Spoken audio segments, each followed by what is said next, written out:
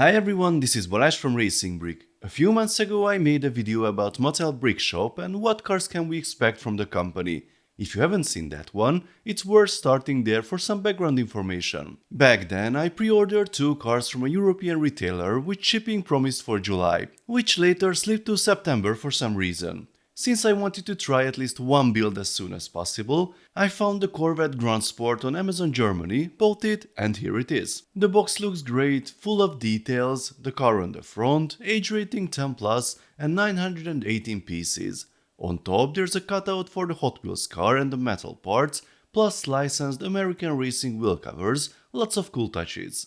The back shows another view of the car alongside the smaller one for scale, the dimensions, and some features. Let's open it. Inside are 16 numbered bags, a plastic insert with all the metal parts, and the manual. Inside the manual we find a sticker sheet, luckily all optional. The manual starts with a short intro to the real Corvette Grand Sport in 4 languages, a timeline from the real car to the Hot Wheels version and now the brick-built one. There's also info about the customization options, both brick-built and with metal parts or stickers. Then a few words from the design team, and we are ready to build. Before starting, let's check the parts. Most are familiar, but many don't exist in the LEGO world. Larger parts have the Mattel logo on their surface rather than on studs, while some smaller ones do have it on the studs. Some colors are interesting, dark grey with a glitter effect, shiny translucent grey, and even pink pins, maybe just for car fans who like colorful internals. We start with the frame and our first unusual piece. After bags 1 and 2, nothing too extraordinary yet, though clutch power feels a little stronger than LEGO in some cases. The manual even includes size diagrams for larger parts, it's a nice touch. I found wedges with studs stacked together, bricks with 2 holes and hollow bricks attached to studs, not something you'd see in a LEGO set. The first printed part is a licensed blade, followed by an odd custom part combo that supports those hollow bricks, forming the rear lights and cooling vents. These printed parts have edge-to-edge designs, though without the support parts like Kada uses. By the end of bags 3 and 4, the lower rear section is taking shape.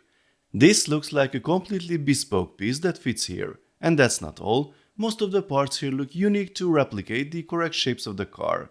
Tiny tiles and a lot of low-profile curved elements. It will be interesting to see how many of these also appear in other sets. By the way, this assembly covers the rear part and is attached with clips. I wonder if we can open the trunk. The rear window is wrapped in paper, nice idea, though it still had scratches out of the box. Once installed, I quickly found out the trunk can be opened. These tiny rings are supplied in a separate bag, it is placed around the stud and the assembly is attached here. More fun parts pop up, adding little details like the handbrake or the gear shifter. These are the bottom parts of the seats. The top section uses a 1x1 brick with studs on both sides, a part I've seen in China brick brands before, and I wonder how many of these elements come from that universe. We still have a few tricky parts here, time to open bags 9 and 10. We have arrived at the steering system, and there are also some unusual pieces, and more to follow here, but despite all these, the steering system will be very simple, too bad. This assembly will be our engine, this pair of parts has even got a print on it. A rubber band comes here, then these pieces, and we finish this section. So here we are dealing with a rather complex assembly, with studs facing in all directions and some interesting Technic-like parts, and we are faced with our first problem of the set. Here are these 2 parts. Yes, the paint job is a bit sloppy, but that's not the real problem. I'm sure you can see what the problem is now. We have 2 identically painted parts instead of a set of mirrored ones, following the blue stripe in the center. And even if I put the pieces covering it, the error remains clearly visible. I think this is a good possibility to test Mattel customer service. We add the printed dashboard and a couple more pieces, time to open the next pair of bags. This stage starts with a windshield, another part wrapped in paper. My first alignment was off here, let's try again, much better. The roof is quite tricky, it is very thin, despite having 2 layers of parts. Above the front wheels, many special curved parts are used again, and the underside also has some upside down smooth assemblies and special parts. Here are the custom headlights, which are mounted with these short rods. We had to wait until almost the end of the build to have some extra detail in the instructions. It highlights the metallic finish on the exhaust pipes. They need to be attached to these holes on the underside. The hood support strut goes here, and then comes the hood itself, which is very easy to open. It's strange to find these info snippets at the end of the manual, as if they forgot to add them before. This is not the first appearance of this kind of thin plates, but it's only mentioned here. It is part of the door assembly, by the way, that uses this special hinge piece to connect to the body. Interestingly, the door seems to rely on friction to be held in a closed position. You need to push it into place. Here are the custom fender pieces, again highlighted in the manual. Time to open that plastic box and check out the wheels. These look really great with tons of detail. Officially licensed Firestone wide oval tires. They go here, oops, so they come apart. You have to be careful. Let's not forget the wheel covers. Surprise, surprise, they are plastic. The final element is the metal signature plate that doubles as a keychain, and the car is done. So, this is one version of the Corvette Grand Sport, but we are not quite finished yet. There's still another bag in the box, and with it, we can swap a few parts and give the car an upgrade. First, we remove the fenders, the wheels and their supports. Then we install wider supports, put the wheels back on, and add the new wider fenders. Next, we turn to the rear. Some parts have to come off so we can install the spoiler, after which most of the original pieces go back into place. At the front, the last visual upgrade is a splitter, added with a few extra elements for a sportier look. And finally, the last step of the customization, swapping the wheel covers. These are now made of metal and officially licensed by American Racing, giving the car an extra premium touch. So here's the upgraded version, and I have to say it looks pretty cool. Before we wrap up, let's check out the included Hot Wheels car. I'm not a collector, so I can't tell you how rare or special it is, but it's definitely a nice addition, and the two cars look great together.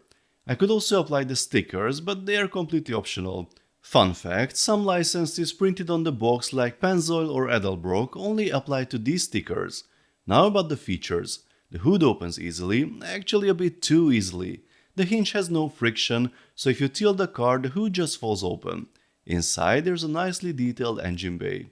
The doors open as well, and the front wheels are connected to the steering wheel, but the turning angle is very limited due to the simple linkage used. And that's pretty much it for the functions. This is clearly designed as a display piece rather than a playset, and in that role it works perfectly.